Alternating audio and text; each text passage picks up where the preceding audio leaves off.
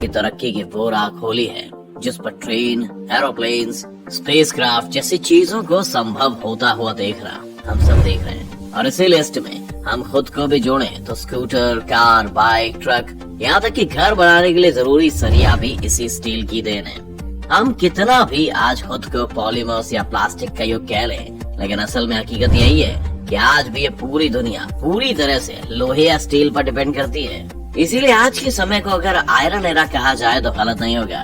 कभी न कभी ये सवाल जहन में तो जरूर आता ही होगा कि आखिर किस तरह से इस लोहे को निकाल कर धरती से फैक्ट्री में स्टील में तब्दील कर इस लायक बनाते हैं कि आज बुर्ज खलीफा जैसी बिल्डिंग्स बनाना भी हम इंसानों के लिए आसान हो गया है। आज के इस वीडियो में हम आपको इसी स्टील के बनने के पूरे प्रोसेस के बारे में बताएंगे, तो आप बने रहिए हमारे साथ। इस पृथ्वी को अगर आप गौर से देखें तो इस गोल घूमती हुई पृथ्वी के अंदर इतनी गर्मी है जिस कारण उसके कोर के बारे में कहा जाता है कि वहाँ का तापमान बहुत ज्यादा रहता है। इस कोर के परमानेंट गर्म होने का जो कारण है वो ये है कि धरती के अंदर भारी मात्रा में आयरन ओर मौजूद है। इन आयरन ओर को ध्यान में रखिएगा दोस्तों, क्योंकि वही ओर है जिनसे आयरन को अलग करके उससे लोहा और फिर उससे स्टील बनाया जाता है। दरअसल आयरन ओर जैसे हेमेराइट मुख्य रूप से स्टील बनाने के ही काम आते हैं। और अब ये भी जान लीजिए कि ये मिलता कहाँ है। अगर भारत की बात करें तो पूरे भारत में कुछ ही राज्य ऐसे हैं जहाँ से ये ओर धरती से निकाले जाते हैं, जैसे मध्य प्रदेश, छत्तीसगढ़, झारखंड और उड़ीसा।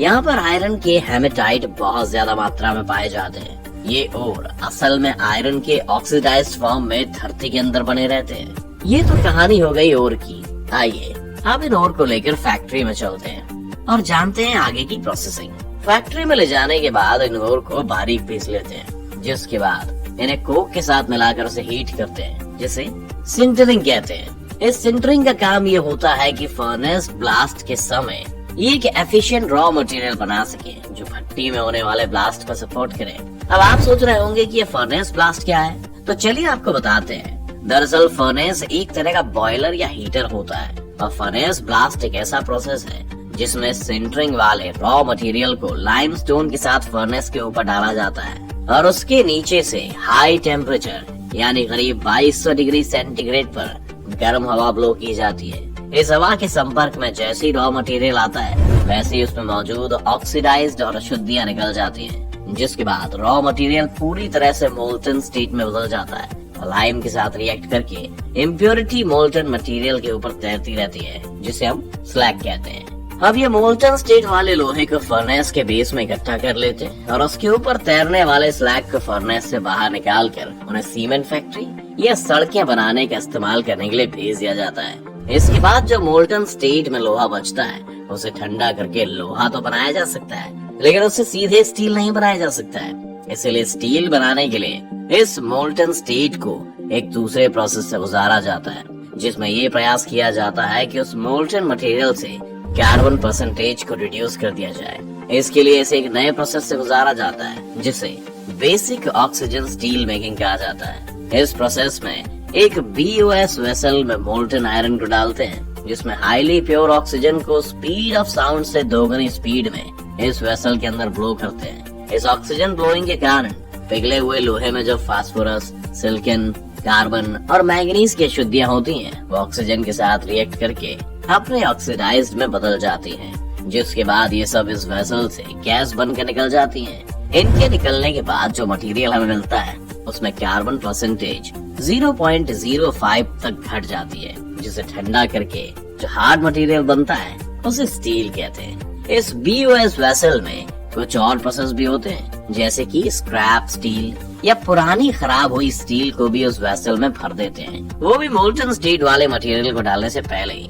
क्योंकि ऑक्सीजन के फ्लो के कारण उस वेसल का टेम्परेचर बढ़ने लगता है, जिस कारण संभव है कि जो स्टील हमें चाहिए वो ना मिले। इसीलिए वो स्क्रैप स्टील और लाइम वेसल के टेम्परेचर को कंट्रोल करके प्रोसेस को अच्छे से होने में मदद करते हैं। इसके अलावा फैक्ट्री में कई ऐसे कंट्रोलर भी लगे होते हैं जिनकी मदद से टेम्परेचर को कंट्रोल किया जाता है और इसके बाद जो कुछ बचता है उसे ठंडा करके स्टील बना लेते हैं और अपने मन चाहे आकार में उन्हें ढाल लिया जाता है। इसके अलावा भी कुछ प्रोसेस है जिसके तहत स्टील को बनाने का काम किया जाता है, जिनमें इलेक्ट्रिक आर्क मेथड भी शामिल है।